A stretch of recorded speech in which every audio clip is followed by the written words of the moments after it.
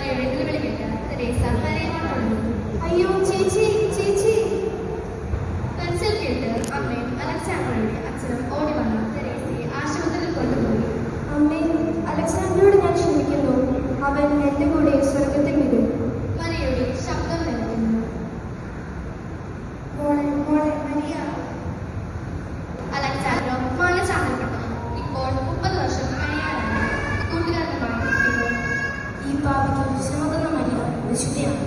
തന്റെ വിശുദ്ധിക്ക് വേണ്ടി ജീവൻ ത്യജിച്ച അവളെ 12-ാം പീയൂസ് മാർപ്പാപ്പ 2 മാസങ്ങൾക്ക് ശേഷം വിശുദ്ധിയായി പ്രഖ്യാപിക്കുന്നു.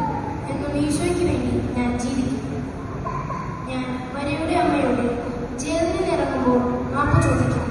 മരിയ അറിയിച്ചതുപോലെ